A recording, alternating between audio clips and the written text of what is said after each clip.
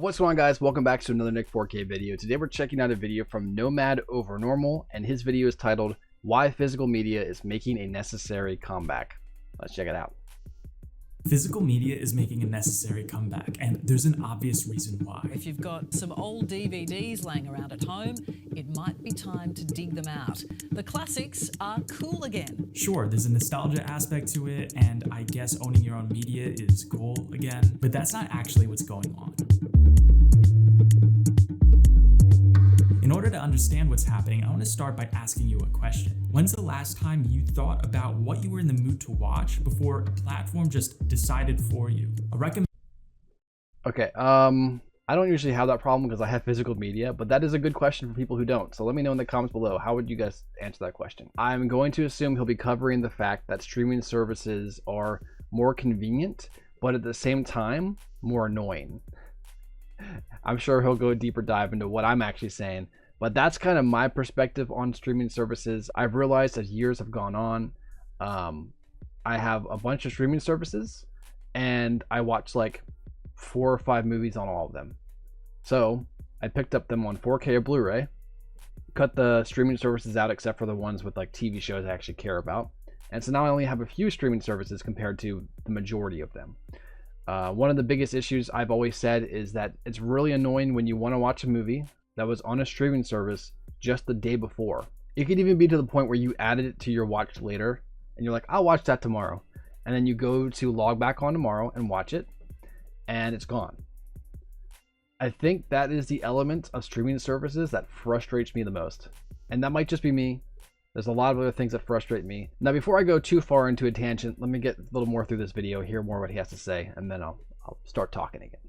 Recommendation from a platform is likely how you came across this video. It's probably how you saw that movie on Netflix last night. And the moment you don't like something, you can easily click away because they make it so simple to just move on to the next stimulating thing. This video is all about what's happening to our attention and how this little disc is the antidote to all of that.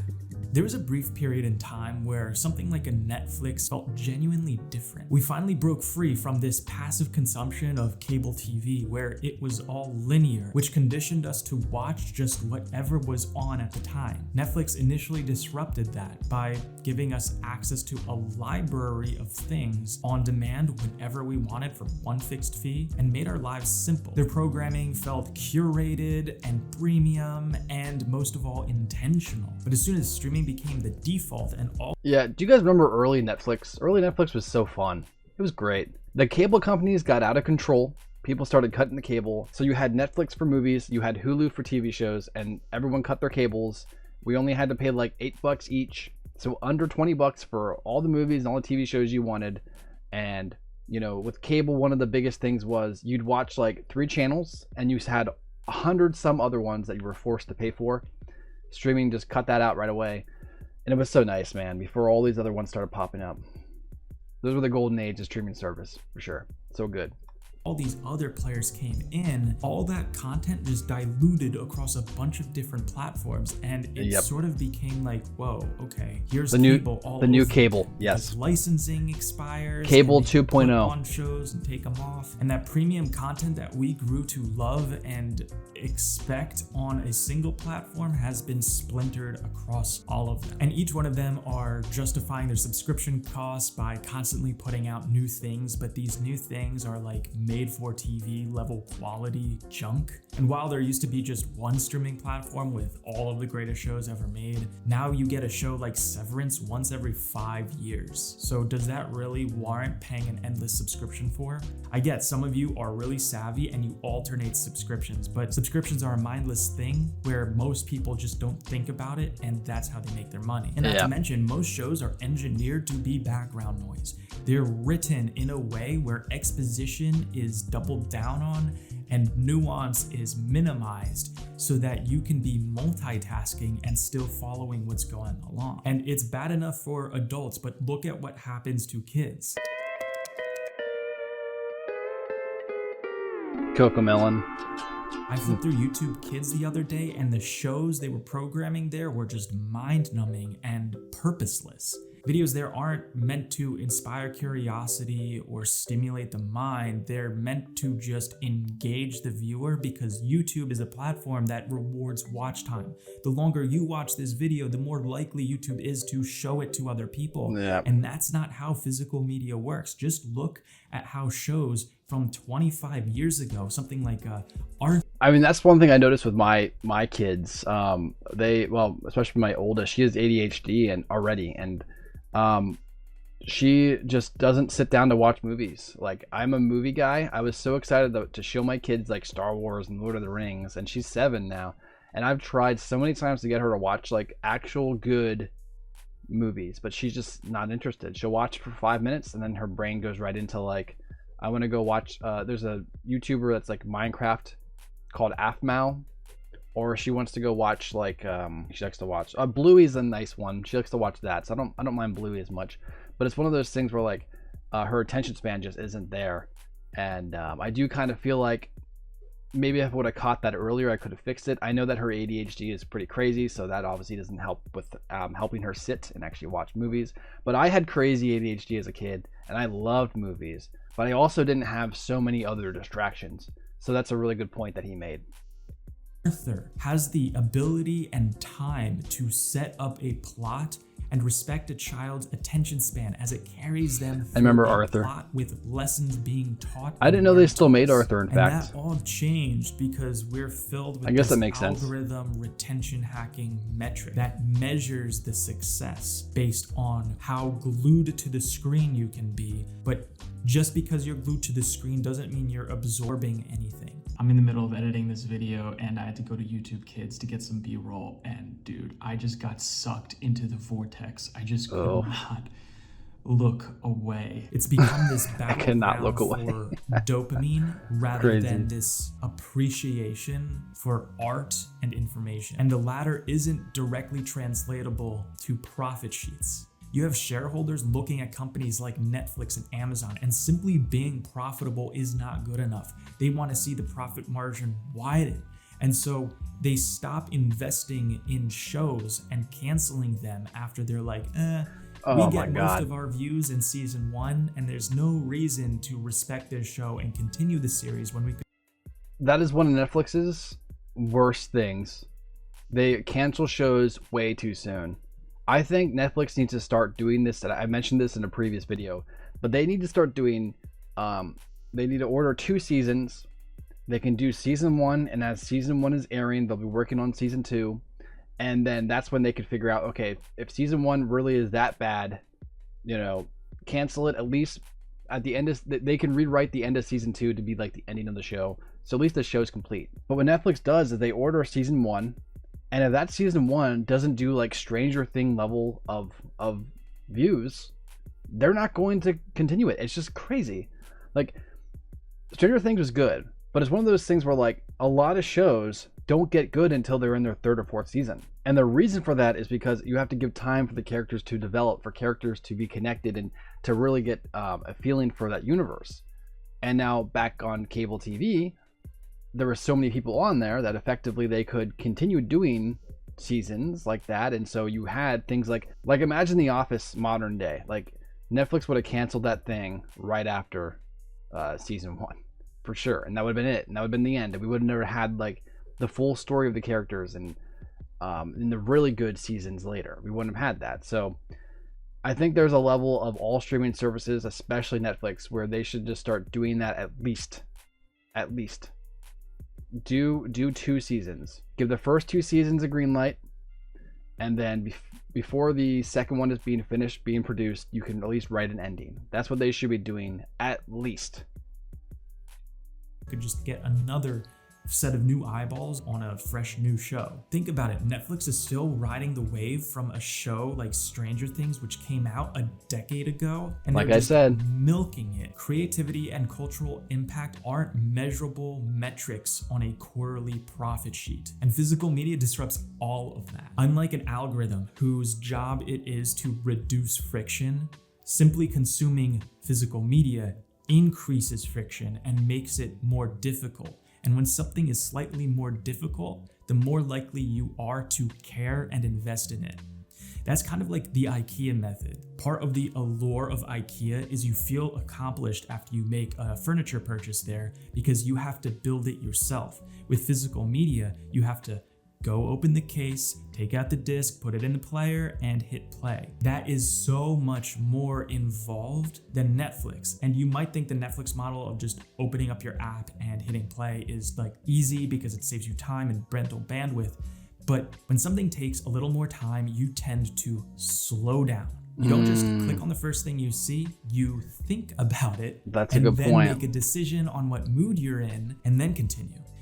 And there's a level of investment to it. That's what he's saying. The idea that like, hey, I'm putting some time into this, so therefore the value of my time is worth more compared to just clicking a button. There's less value to it, and that's just that. Now there are some positives to streaming. So I've found some good stuff while looking for things. So like I once had a movie, like I mentioned earlier, where I had it on my wish list, and I was like, I'm gonna watch that tomorrow. I got back from work, pulled up Netflix on my TV, went to go watch the movie. It was gone, but I had like prepared to watch a movie, so I was like, okay, I'll find something else, and I found something else I ended up liking. So that is a positive to it, but it's also one of those things where, let's say I had that original movie I wanted to watch on physical, I would have been able to watch it in the first place. There would have been no alternative. So you know, that's, I guess you could say it's both a pro and a con, but I would consider that more of a pro in the way of physical media, at least for me. When you're choosing to watch something on purpose, you're more likely to stick to it, you're more likely to listen intently and retain what it is you're watching. Whenever I'm advocating for a physical media, I naturally get some pushback from people that are saying like, why would I do something that's harder when Netflix makes it so easy? Every time we make a new technical achievement, it's so much harder to go back in time. Everything in our lives is becoming more optimized to make our next steps simpler so that it's automatic and we don't think about it. And when we stop thinking about things and everything becomes too easy, we stop showing up. We go passive and we don't become present. Automated subscriptions, ordering takeout instead of cooking, all these things are meant to be so easy and passive. You're not thinking about how much time you're wasting or how much money you're spending. I mean, we're taught that trading time for money is a good thing, but we're not filling that time with things that are nourishing. We're filling it with things that are just more consumption. And this is— I see what he's saying. So what he's saying is that what we're doing with our money is we're spending our money, we're not investing our money. That's what he was saying there, and I 100% agree with that. And you know what? I am also a culprit of that. I do the same thing. That's one of the biggest issues with our society in general. That goes beyond just collecting movies or streaming services. That's just, yeah, hit that nail on the head. That was great. To say that we're lazy. We're not lazy, we're just fatigued, and we're fatigued because we're bombarded with stimulus. The easier it is to scroll to the next thing or whatever, the more information you take in, the more our brains get worn down, making us more tired, making us more addicted to the automated things in our lives. So when I say that physical media is awesome and I talk about it here, it's me using physical media as this mechanism to speak about this deeper topic.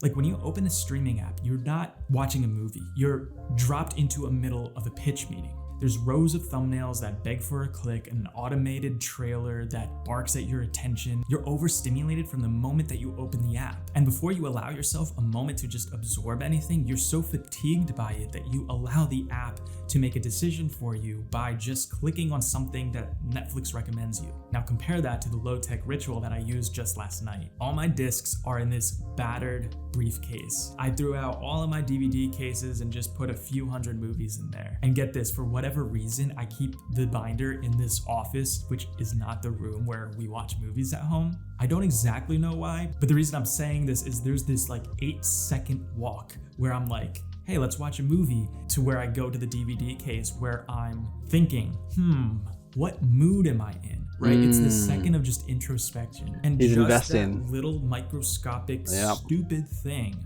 is so much different than opening up a Netflix app, just being bombarded by noise and not really being able to think what mood you're in. And you might feel too tired and too lazy to add a more difficult thing in your life, but I'm telling you, the more difficult things you add to your life and the more noise that you reduce, the more energy you're going to start to realize that you actually had that was taken up by this noise. So if we add friction, it allows us to keep the zombies on the screen. And you could carry this mindset beyond just movies. I dig this. I dig this video. For a salad that I could have easily made at home because I had pretty much all of the ingredients. But it just felt so easy to swing by and go to the store and have somebody make it for me and have the nice little packaging. But when you actually like break it down and think like that, it took way more effort to find parking, go into the store, wait in line, look through the menu and just select what I wanted and pay for it and drive home. And that perception of convenience is this unintentional tax that we pay that drains our attention, our wallets, and of course our energy. So are these corporations evil? Well, I mean, I'll let you decide on that. You can make a case in the comments below. I can't wait to read them. But the objective truth is really on paper. The less they ask you to think about, the more automated they can be in your lives and the more money they can make from you. Physical media, just popping in that disc, forces you to be intentional in that moment and notice and think about what you're doing. So back to the original question from the beginning. When's the last time you chose to watch something without the algorithm putting it in front of you? I'll give you that opportunity right here. You could click on this video right here, which is a killer video I made about how libraries are saving physical media, or you could play the YouTube roulette game and see what they recommend to you. Cheers. Wow, great video, man. I just think it's one of those things where I always say this, but work within your budget. If you can only afford to effectively have like a streaming service and you actually do watch all the junk on there, then you do that. You do you. But for me, I would rather pay money for something I actually want than pay money for a bunch of stuff I don't care about. So I talked a lot in this video, so I'm not going to go any deeper into that. But what do you guys think? Let me know in the comments below. How do you feel about physical media right now? Do you see a comeback? Because I keep getting told by the media that physical media is dying, but I'm in the sphere of it. I'm in the community of it. And I have only seen an increase in these last few years. Obviously, there was a massive decrease as time has gone on and things have gone more digital. And we've seen that level of physical media really decrease. We're never going to get to that same level, obviously, but I have seen a rise in physical media, especially when it comes to like 4K steelbooks and the fact that they're constantly selling out. There obviously has to be some type of connection there, and it keeps on happening. It keeps on going. Will we have the same physical media forever? I don't know, but for right now, I definitely see a healthy resurgence, and I'm glad to see it. But what do you guys think? Let me know in the comments below. Make sure to like, subscribe, turn notifications for more. If you want to check out any more of my videos, they're right here on screen. Go ahead and click those links. Thanks again for watching. I'll catch you next one. Peace.